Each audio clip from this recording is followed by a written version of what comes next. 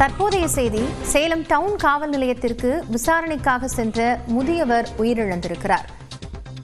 விசாரணையின் போது மயங்கி விழுந்து உயிரிழந்ததாக தகவல் வெளியாகியிருக்கிறது. கூடுதல் தகவல்களை செய்தியாளர் திருமலையிடம் கேட்கலாம். திருமலை, இப்போ இந்த முதியவர் எதற்காக விசாரணைக்கு அழைக்கப்பட்டார், என்ன நடந்தது, விவரங்கள் என்ன? காயத்ரி, அதாவது சேலம் மாவட்டம் தம்மாம்பட்டி ஒளிபுரம் பகுதியைச் சேர்ந்தவர் துரைசாமி. 64 வயதான இந்த முதியவர் சேலம் மாநகர பகுதியில் வீரசம்பு என்ற பத்திர எழுத்தாளராக இருக்கக்கூடியவருக்கு உதவியாளராக பணியாற்றி வந்திருக்கிறார். கடந்த 4 மாதங்களுக்கு முன்பு வீரசம்புவின் பழைய இருசக்கர வாகனத்தை துரைசாமிக்கு விற்றதாக கூறப்படுகிறது. இதற்காக பணம் ஏதும் கொடுக்காமலும் துரைசாமி இருந்திருக்கிறார்.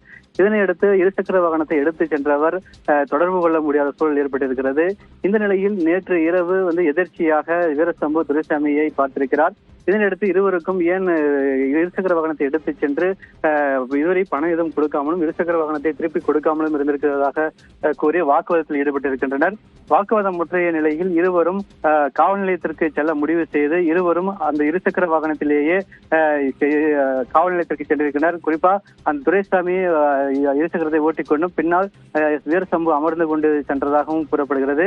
இந்த நிலையில் காவல் நிலையம் சென்ற துரைசாமியும் வீரசம்புவும் இது குறித்து காவல்துறையிடம் புகார் அளித்துக் கொண்டிருந்த போது அங்கு அமர வைக்கப்பட்டிருந்த துரைசாமி திடீரென மயங்கி கீழே விழுந்திருக்கிறார்.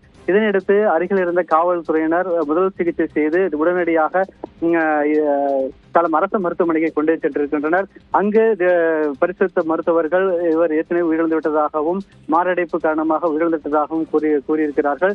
இதனையடுத்து சம்பவ இடத்தில் இருந்த சிசிடிவி காட்சிகளையும் காவல் நிலையத்தில் இருக்கக்கூடிய சிசிடிவி காட்சிகளையும் அந்த சம்பந்தப்பட்ட துரைசாமியின் உறவினர்களுக்கு காண்பித்து நடந்தவற்றை எடுத்து கூறியிருக்கின்றனர். நன்றி திருமலை, விவரங்களுக்காக.